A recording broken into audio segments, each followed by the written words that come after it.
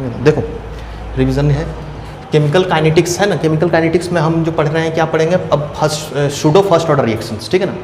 देखो pseudo first order reactions कैसा होता है, इसका डेफिनेशन लिखा है हम, क्या है कि these are the elementary bimolecular reactions in which one of the reactant is in excess, this type of reactions appear to be second order but follow first order kinetics. ये बोर्ड में definition आता है pseudo first order का। क्या होता है कि pseudo first order reactions, ये एलिमेंट्री बायमोलिकुलर रिएक्शंस लगेगा। देखो यहाँ पर एग्जांपल दिए हैं A प्लस बी है, इसको देख के आपको क्या लग रहा है कि ये जो रिएक्शन A प्लस बी से प्रोडक्ट बन रहा है, ये कौन सा काइनेटिक्स को फॉलो कर रहा है, सेकेंड ऑर्डर को कर रहा है। कौन सा फॉलो कर रहा है, सेकेंड ऑर्डर काइनेटिक्स को फॉलो कर रहा है। तो हम रेट यहाँ से जो निकालेंगे तो पता है K into concentration of A होगा, एक बार क्या होगा B होगा, लेकिन मेरा जो B है वो किस में लिखा हुआ है, एक्सेस में लिखा हुआ है। तो एक्सेस जब रहेगा तो हम क्या करेंगे, the concentration of the access reagent will be always क्या होगा, कांस्टेंट। हमको एक्सेस वाले को कांस्टेंट मान लेना है, तो कांस्टेंट मान लेंगे तो क्या होगा कि rate will not depend on the concentration of the क्या होगा, एक्सेस रिएजेंट पे रेट डिपेंड नहीं कर, मतलब बी पार्ट पे इस पे मेरा रेट डिपेंड नहीं कर रहा है, बी पे डिपेंड नहीं करेगा। तो रेट जो हो जाएगा वो फाइनली क्या हो जाएगा, रेट इज इक्वल टू के डैश हो जाएगा इनटू क्या होगा बताओ, ए का कंसंट्रेशन पे। अब यहां से हम देख पा रहे हैं कि जो रेट है वो कौन सा काइनेटिक्स को फॉलो कर रहा है, फर्स्ट ऑर्डर काइनेटिक्स को पढ़ रहा है। वही चीज है कि ये अपीयर टू भी लगेगा आपको क्या होगा, सेकंड ऑर्डर, बट एक्चुअल में ये काइनेटिक्स कौन सा फॉलो कर रहा है, फर्स्ट ऑर्डर कर रहा है, ठीक है ना। ये एलिमेंट्री बायमोलिकुलर रिएक्शंस है, एलिमेंट्री बायमोलिकुलर, लेकिन ये एक पार्टी जो है इसमें जो वो क्या है, एक्सेस में लिए है, और एक्सेस में लेने के बाद उसका मतलब क्या हो जा रहा है, वो कांस्टेंट हो जा रहा है, और कांस्टेंट हो जाएगा मतलब उसका रेट पे असर नहीं होगा, डिपेंड ही नहीं कर रहा है। इसका मतलब आपको ये क्या मान लेना, आपको कांस्टेंट मान लेना। तो फाइनली जब आप रेट को लिखोगे, अब जो मेरा रेट बनेगा वो सिर्फ और सिर्फ क्या कर रहा है, ए पे डिपेंड कर रहा है। अब यहां से हम कह सकते हैं कि ये मेरा रेट जो है क्या हो रहा है, आपका क्या है, फर्स्ट ऑर्डर काइनेटिक्स है।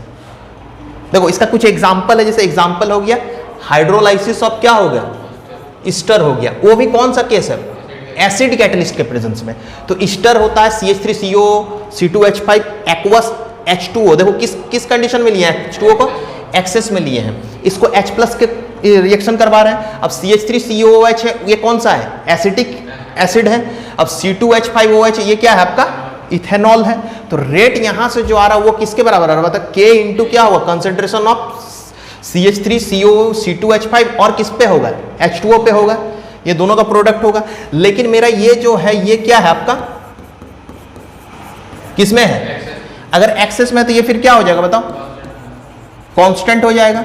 अगर मेरा ये कांस्टेंट हो गया, रेट कांस्टेंट हो गया, तो सिर्फ किस पे कर रहा है, मेरा जो न्यू रेट बनेगा, रेट हो रहा है वो किस पे कर रहा है बताओ, K डैश इंटू CH3CO पे, सिर्फ और सिर्फ किस पे डिपेंड कर रहा है, आपका ईस्टर पे कर रहा है। यानी बेस कैटलिस्ट जब होगा तब आपका क्या होगा कि H2O पे भी डिपेंड करेगा, मतलब तब अगर H2O पे भी डिपेंड करने लगे तो फिर कौन सा काइनेटिक्स होगा, सेकेंड ऑर्डर। लेकिन यहां पर तो एक्सेस में है, क्योंकि हम पढ़ रहे हैं कौन सा केस, एसिड कैटलिस्ट, एक्सेस है तो उसको कांस्टेंट, तो सिर्फ और सिर्फ रेट जो होगा वो क्या होगा बताओ, के चेंज हो गया, K डैश मान लिया क्योंकि अब होगा, और वो किस पे होगा, CH3CO C2H5 ईस्टर पे करेगा। इसके बाद देखो दो केस पढ़ाएं, एक ईस्टर का केस ले रहे कौन सा एसिड, HA एसिड के प्रेजेंस में। अब दूसरा है क्या होगा, HB एसिड के प्रेजेंस में। एक होगा आपका क्या होगा, ईस्टर का HB एसिड के प्रेजेंस में इसको ब्रेक डाउन हो रहा है तो एसिटिक एसिड बन रहा है और इथेनॉल बन रहा है आपका, इसमें भी एसिटिक एसिड और इथेनॉल बन रहा है। लेकिन रेट जो होगा दोनों केस में, रेट जो है वो किस पे डिपेंड कर रहा है बताइए, रेट जो है K इंटू कंसेंट्रेशन ऑफ क्या होगा, ईस्टर। चाहे ये केस पढ़ो फर्स्ट या सेकेंड केस, दोनों केस में क्या हो रहा है, रेट किस पे डिपेंड कर रहा है, ईस्टर पे डिपेंड कर रहा है। तो हम क्या करेंगे, दोनों का रेशियो ले लेंगे, क्योंकि एक बार जो कैटलिस्ट है आपका कौन है, HA है, और एक बार कौन है कैटलिस्ट, HB है। यानी रेट इन प्रेजेंस ऑफ क्या होगा, HA, और एक बार होगा rate in presence of HB। अब पता है कि रेट मेरा कैटलिस्ट HA पे हो रहा है और एक बार क्या हो रहा है, दोनों का रेशियो HB पे ले रहे हैं, तो इसको लिख सकते हैं K इंटू क्या होगा, HA, और इसको लिख सकते हैं K इंटू HB। ये इक्विलिब्रियम से आप पढ़े हैं ये सब, ठीक है ना। इज इक्वल टू क्या होगा बताओ, H प्लस का कंसंट्रेशन इंटू क्या होगा, HA, क्योंकि HA से मेरा क्या आएगा बताओ, H प्लस ही ना आएगा। तो ये जो H प्लस आ रहा है ये कौन सा एसिड से आ रहा है, मेरा HA एसिड से आ रहा है। ये H प्लस जो आ रहा है ये कौन सा एसिड से आ रहा है, HB एसिड से आ रहा है। दोनों का रेशियो ले लेना है, क्योंकि रेट जो होगा एक बार क्या होगा, K टाइम्स HA होगा, K टाइम्स HB। तो यहाँ पर जो यहाँ इस एसिड से जो H प्लस आएगा वो कौन देगा, यहाँ से जो एसिड आएगा वो कौन देगा, HA, ठीक है ना। तो ये इफ HA क्या लिख कर सकते हैं, if KHA by KHB greater than 1 हो रहा है, तो हम यहां से क्या कर सकते हैं कि HA का कंसेंट्रेशन क्या होगा, ज्यादा होगा किसके, HB का, यानी HA is stronger acid than HB।